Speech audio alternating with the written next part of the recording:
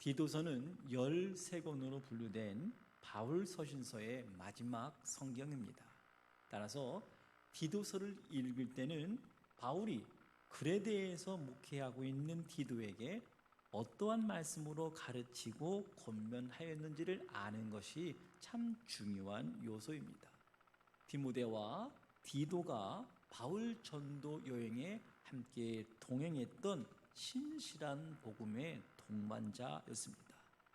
바울이 감옥에서 추록한 후에 디모데는 예배소에 남겨두고 마게도냐로 떠났고, 그리고 디도는 그레데라고 하는 그리스 섬에 남겨두고 복음 전도 사역을 이어갔습니다.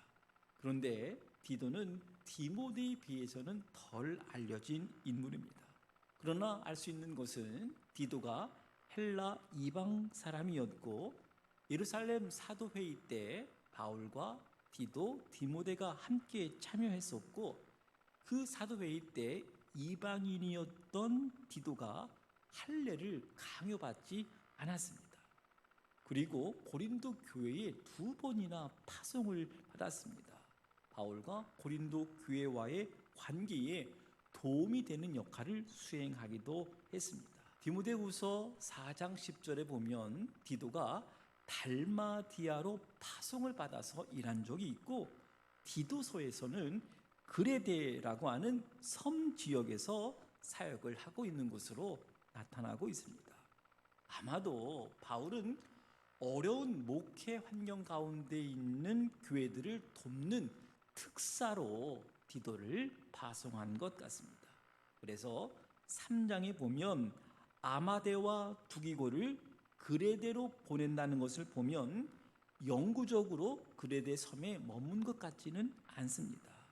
그레데 섬에서 그리스도인 된 사람들을 돕기 위해서 특별히 파송되었던 것 같습니다. 바울은 디도를 향해서 나의 참 아들이라 부르며 편지를 시작합니다. 바울은 인사를 한 후에 내가 그레데에 너를 남겨둔 이유는 2가지였다고 말하고 있습니다. 하나는 남은 일을 정리하는 것과 또 하나는 각 성에 장로들을 세우는 것이었습니다.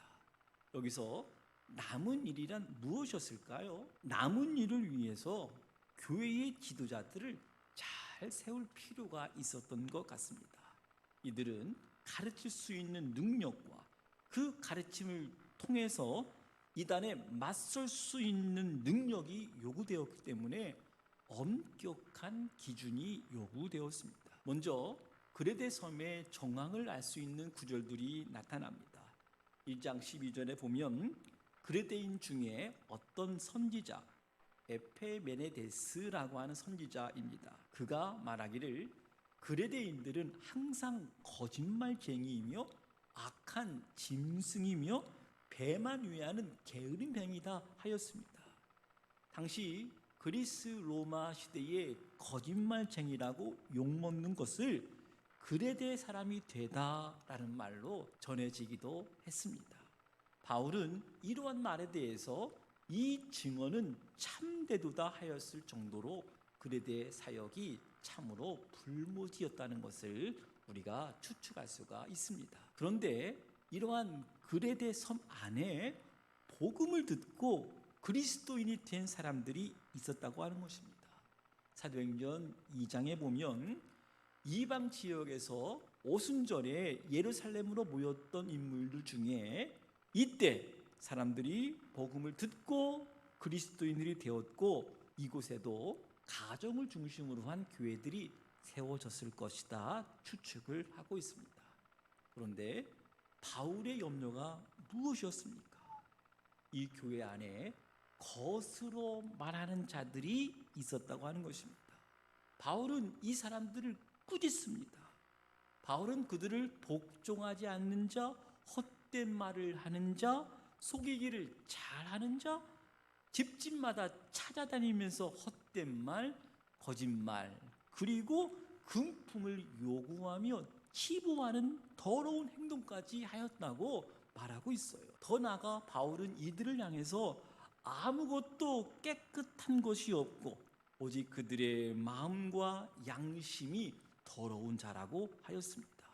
이어서 그들은 하나님을 시인하나 행위로는 부인하니 가증한 자요 복종하지 아니하는 자요 모든 선한 일을 버리는 자라고까지 하였습니다. 바울은 이러한 모습에 대해서 디모데 후서에서는 어떻게 말했습니까? 경건의 모양은 있으나 경건의 능력은 부인하는 자라 말하기도 했습니다. 이러한 교회 상황에서 복음을 전하고 있는 디도에게 바울은 그러므로 내가 그들을 엄히 꾸짖어서 그들로 하여금 믿음을 온전하게 하여야 할 것이다 가르친 것입니다. 그래서 바울은 교회의 지도자들을 세워야 된다. 그리고 내가 내게 전한 바른 복음을 전해야 한다고 말씀을 한 것입니다. 그렇다면 바울이 디도에게 다시 가르치며 확인한 복음이 무엇이었습니까? 바울은 먼저 복음으로 말미암아 선택되었고 사도로 부르심을 받아서 영생의 소망을 누리게 되었다고 고백을 하였습니다. 영원하신 하나님, 세상을 창조하신 하나님이 특별히 나를 선택해서 내가 거룩한 하나님의 선택된 백성이 되었음을 증거한 것입니다. 더불어 이 영생은 거짓이 없으신 하나님이 영원 전부터 약속한 것이라고 덧붙여 말하고 있습니다. 바울은 디도에게 같은 믿음을 따라 나의 참 아들이 되었다고 깨닫게 한 것입니다. 바로 이것이 내가 무엇보다 먼저 알아야 될 것이라고 권면해 준 것입니다. 이어서 바울은 2장에서 복음의 핵심 메시지를 다시 가르치고 있습니다.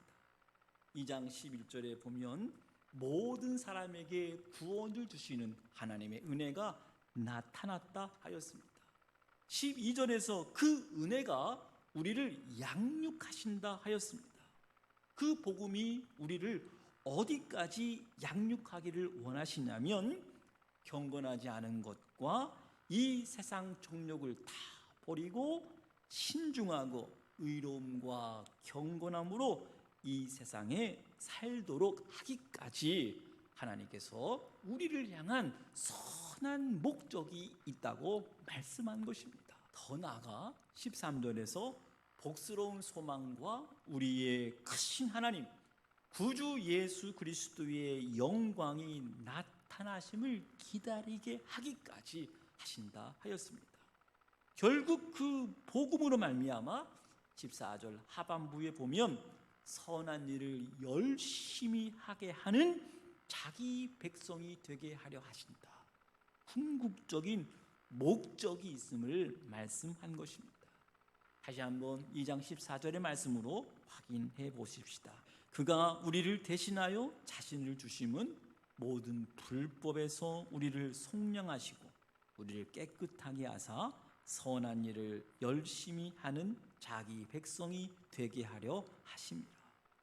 우리를 대속하신 궁극적인 목표는 저와 여러분으로 하여금 선한 일을 하기 위함이라고 말씀한 것입니다. 에베소서 2장 10절의 말씀이 생각이 나지요.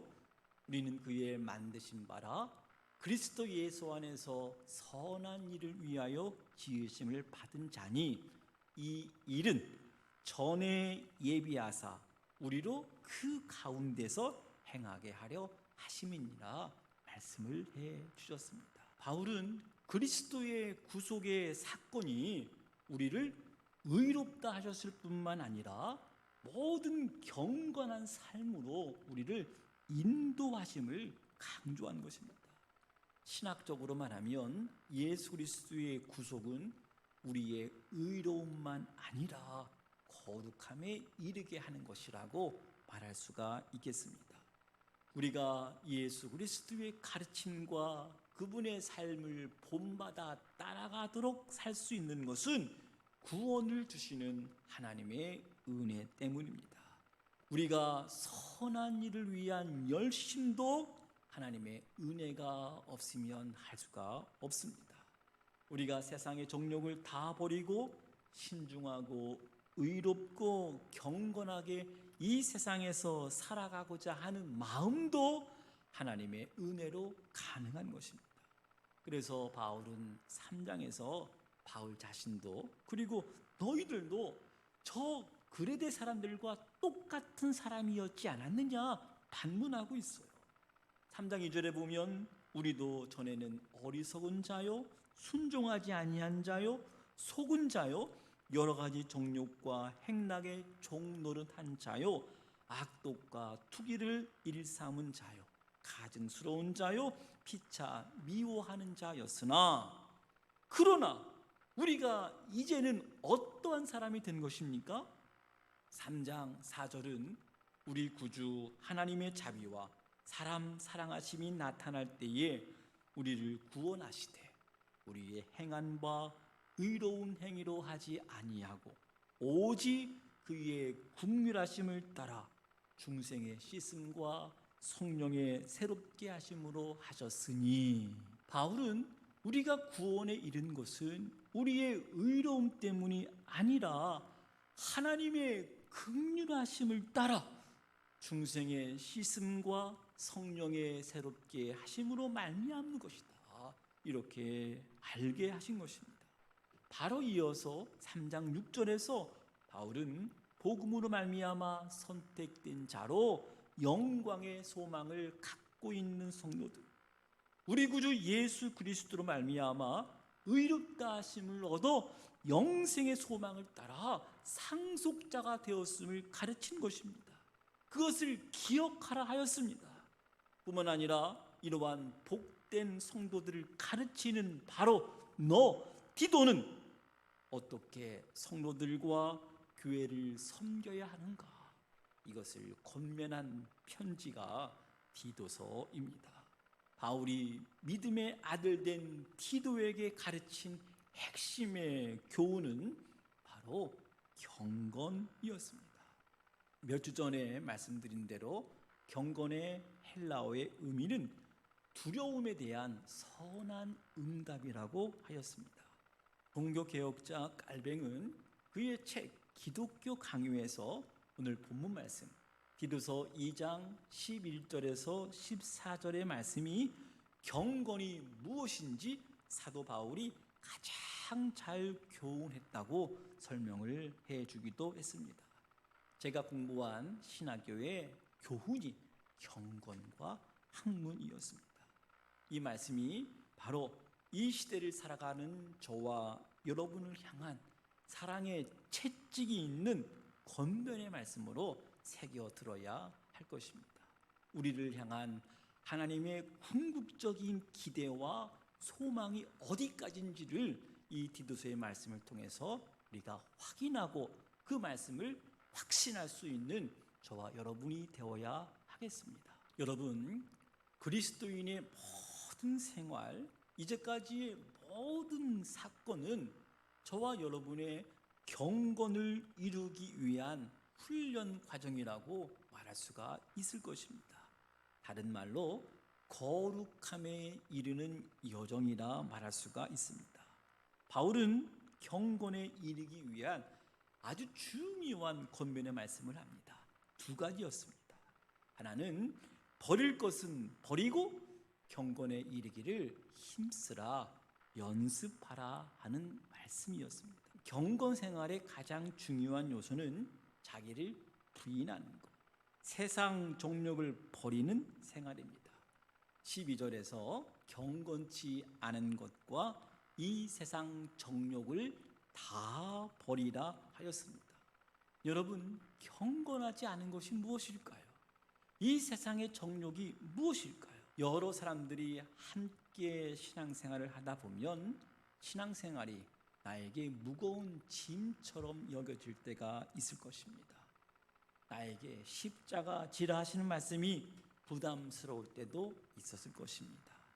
직분을 감당하라고 할 때, 교회를 건축하자고 할 때, 교회가 어려운 일을 겪을 때 한 번쯤은 생각을 했을 것입니다. 우리가 한 교회에서 경건함에 이르는 신앙생활을 하다 보면 교회를 옮기고 싶을 때도 분명히 있었을 것입니다.